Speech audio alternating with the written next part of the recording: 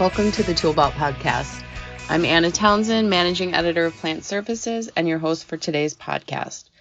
Monthly, I review books for the magazine on different topics for our audience related to reliability, leadership, workforce development, and much more.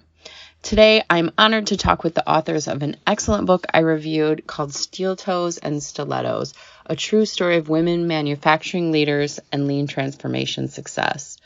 Shannon Karels is a senior operations manager who's run operations at two large corporations across multiple industries.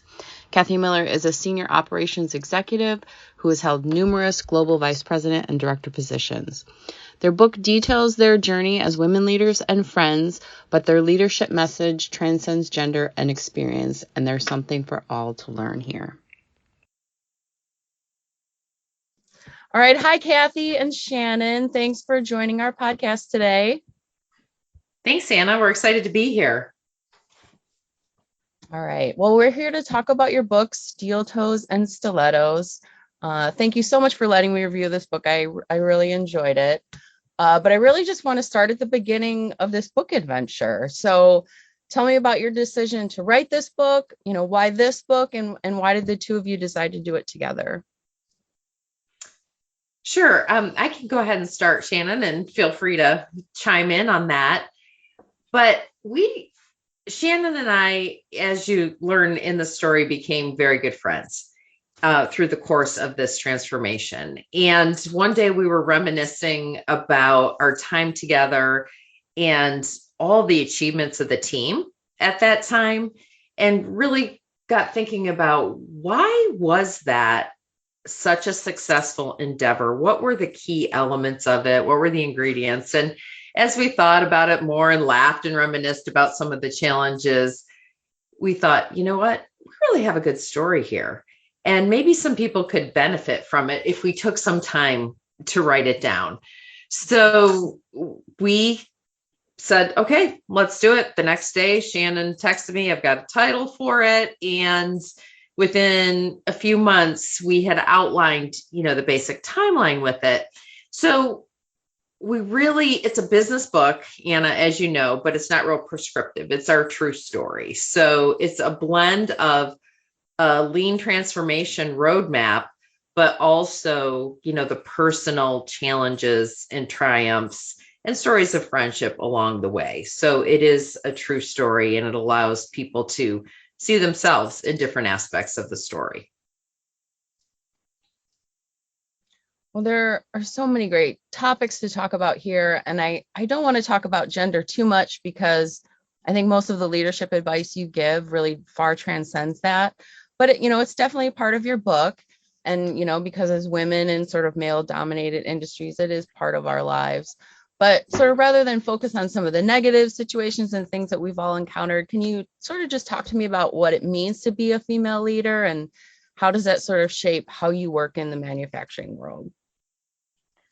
I think this a big part of what we talk about in the book, and Kathy and I discussed when we were writing this, is you're right. It is one factor of our roles and our total identity in this industry. As you mentioned, we don't dwell on it as much because, we're there to do a job, and we were too focused on our goals and our, task at hand to focus on whether or not we were the only woman in the room. And we rarely brought that up unless someone else did. And we rarely recognized it unless someone else brought it up and made a comment about it.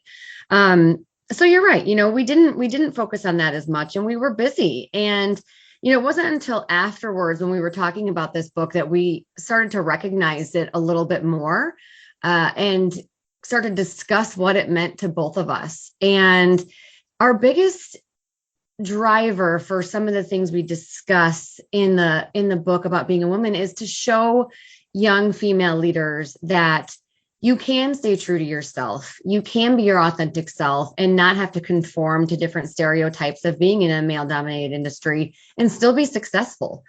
And I think that was a big driver for us, is that we wanted to just show these women that you can jump into this manufacturing career and be a great leader regardless of your gender. Great. I think that's wonderful. And I will say I hope women out there read this. I think you have some really witty things to say about some of those uncomfortable situations that we've been in.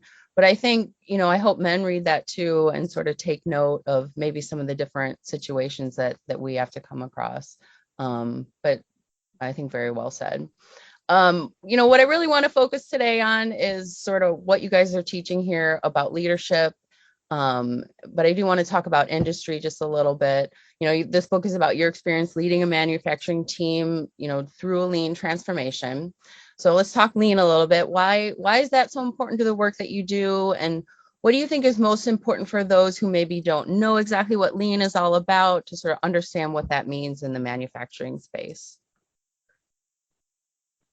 So, lean is based on the Toyota production system, which has really been around for decades.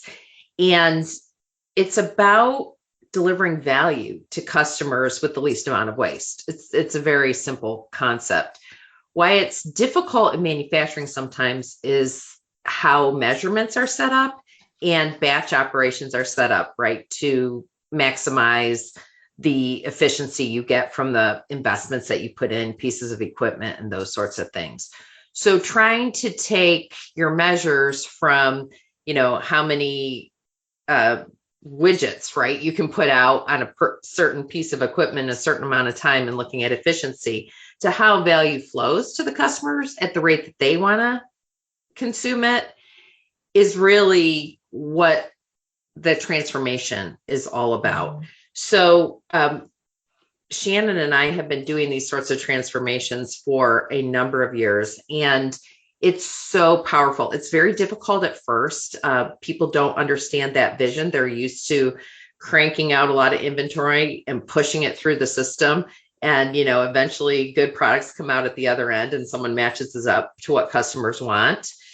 But we have just seen so many amazing results when you get the team on board and work through it in a systematic manner. And I think you saw, Anna, in the book that over 3 years, the level of results that we got from being persistent and putting something in place and seeing what worked well, what didn't work well, and how to build on that and just continue to eliminate waste. And what's really powerful about it, if you do the whole system, is it's built on the concept of respect for people, right? So it's not just me as the general manager, Shannon as the transformation manager, coming up with all the ideas and saying, thou shalt. It's really about creating an environment where everybody can recognize waste and help you continuously improve. And when you get those light bulbs going on and people understand that, wow, you respect me for my mind and my heart, not just my hands, the rate of improvement really accelerates and the ideas are amazing. And while the principles are the same, regardless of what enterprise you're putting them in, there's always nuances in every business. And so thinking is required and creativity is required, and setting up that inclusive environment where people can bring their ideas forward is really one of the key things that we appreciate about it and understand is fundamental to getting the rates of improvement that you want. Great. I think that whole idea of respect really sort of plays into this next question that I wanted to ask. And throughout this whole transformation process, you are writing about, and you talk a lot about the time that you spent on the factory floor and sort of the proper way to do observations. So why is it so important for leaders to be a real presence in the factory, and especially during these times of transition? I think you just hit on that, but anything else you ladies want to say about that? Yeah. And one of the things that Kathy says a lot is you can't delegate this type of work. You have to show up as the leader to show them this isn't just another flavor of the month, and this isn't going to pass. And this is the way we want to do business now. And to be able to do that is exactly what I said. You just have to show up and be there. And the more that we get to know people as people and not their jobs, the more impactful that relationship becomes, the trust builds, and they start to follow your vision and trust that you're going to take them to the right place. if you're just, kind of more dictatorial and this is how we're going to do it and this is what we're going to do and you're going to like it, it just isn't going to be as impactful. You could still put the tools in, but it won't sustain if you don't have the people at every level engaged in participating in driving the change in the organization. Yeah, people have to trust you, right?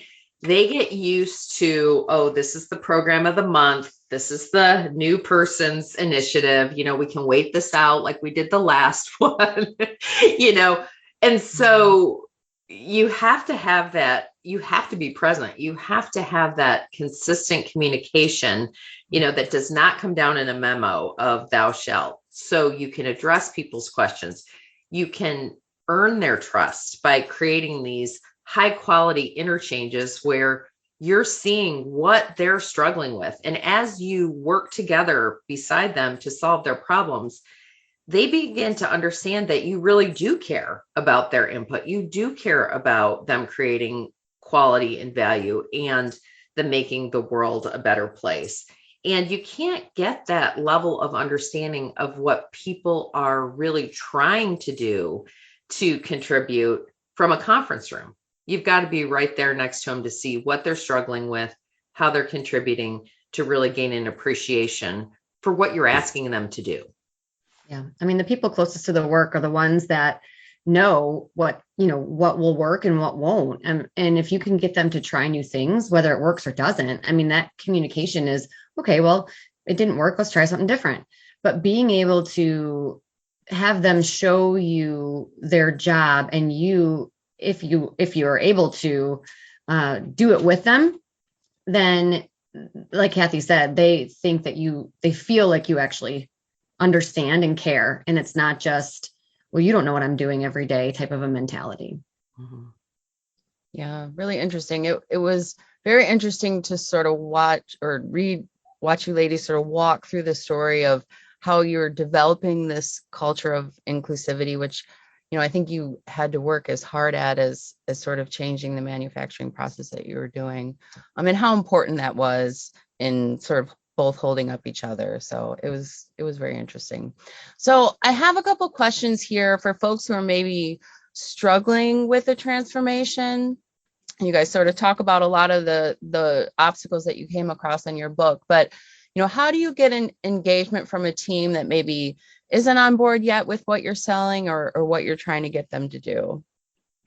Oh yeah, there's actually a lot of things. There's not one silver bullet in that whole thing. First of all, you've got to set the vision, communicate the vision, articulate the vision over and over and over again for people who haven't had the benefit of seeing what a more lean enterprise, looks like.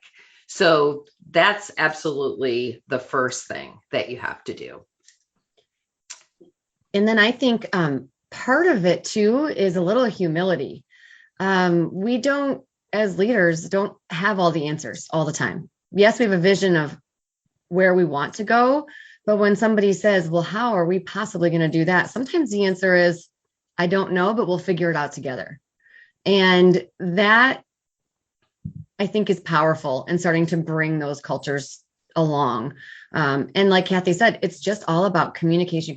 Like, you cannot talk to people enough. And it's not just in plant meetings. It's in shift startup meetings. It's one-on-one when you go to their machines every morning and sign their day by hours and you check in after lunch. It's those types of conversations and communications that start to bring those cultures along.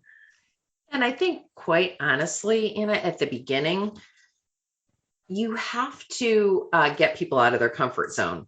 It's not optional to work on the business and just work in the business.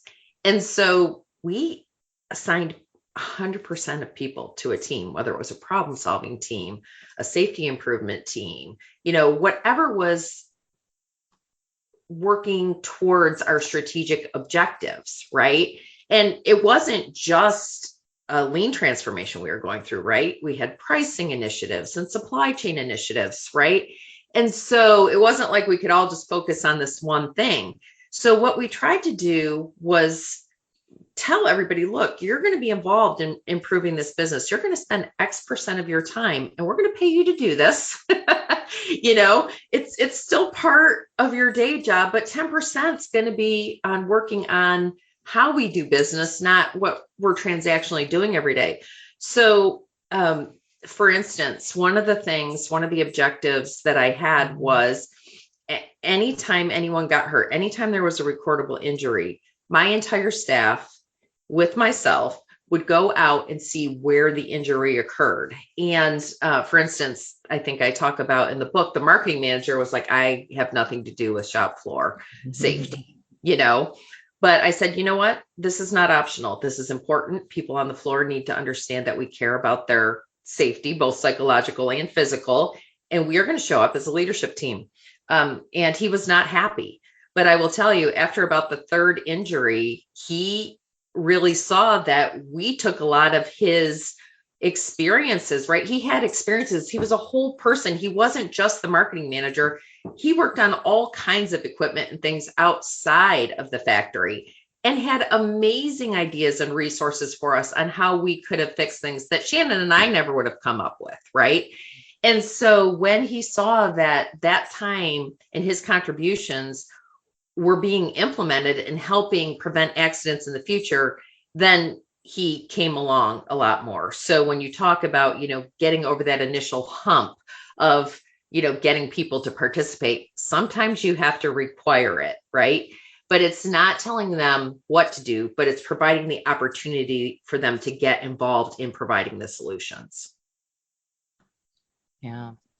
I'm a firm believer in brainstorming and sort of two minds are better than one. And you guys talk a lot about bringing the team together.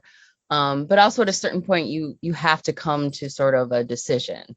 So how do you make teams sort of both comfortable with debate, yet able to coalesce on a united front when it's time to make a final decision? Yeah, that's a great question. And I think it really comes down to that trust element. And like I said, getting to know people as people. So from a leadership standpoint and just a purely management standpoint, we had touch points, weekly one-on-ones with each team member, plus weekly staff meetings, plus we had monthly or quarterly reviews on our initiatives. So it was that constant communication that we would have. And then in addition to that, it was allowing a safe space for healthy debate. And, if it got heated as the leader, you would have to, come in and be the final say. And that's your role as a leader in the organization. But you've got to create that, like Kathy said, psychological safety for people to be themselves, allow a healthy debate. But when we walk out of the room, we are a united front.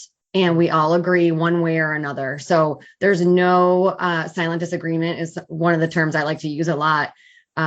We're all in, whether you fully agree or not, we are a team and a united front when we come out of there. And that's part of the role as a leader, is to make sure that the team understands that and that we don't leave until those decisions are made.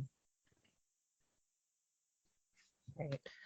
Kathy, you talked a little bit about one of the safety initiatives that you started, but can you talk a little bit just about the passion that you have for safety? It's a big part of the book and sort of why that is an important issue for you as a leader. Yes, absolutely. So I would say, I started literally working in factories when I was 17 years old as a co-op student. And I've worked in a lot of facilities that are unionized, UAW and some of the other unions. And very early in my career, I realized that there were a lot of joint initiatives around safety and quality, right? So very early in my professional career, I was in teams and workshops about providing great quality and an injury-free environment. It's an area of common ground that all humans can relate to, right? So even if you're arguing about work rules or, all the kinds of things that you get in these 3-inch, contracts that you go through, nobody can dispute the fact that everybody deserves to go home safely to their families. And so that was just part of my foundational upbringing. But as time went on, I witnessed some, bad accidents as time went on, not necessarily in facilities I was running, although we did have our share of things that went on, but, situations where people didn't get to go home to their families. In one situation, I had to be a senior leader at someone else's division because I was physically closer to it when there was a fatality there. And I literally had to take the contents of this individual's locker out and put in a box to give to his family. And I cannot tell you the impact that's anyone's worst nightmare. And I don't want other people to ever have to experience that. So I just have a ton of passion around that. I always ended every conference call I had with, okay, everybody be safe. It's just, I think, a person's right to go to work, earn a living, and come home to their family and, with all their digits and all of the issues of their safety, both psychological safety and physical safety intact. Thank you. So it was an amazing story that you ladies had to tell and how hard you worked on this transformation. But I really want to also end with a little humor and sort of why it's also important to have fun and celebrate along the way. You ladies had fun and you laughed, and just talk to us about why that was important as well. Yeah, I mean, we spend oftentimes more time at work than we do with our own families. And so, Kathy created this environment where we could be our authentic selves. And sometimes that led to a little, silliness and in a very positive way.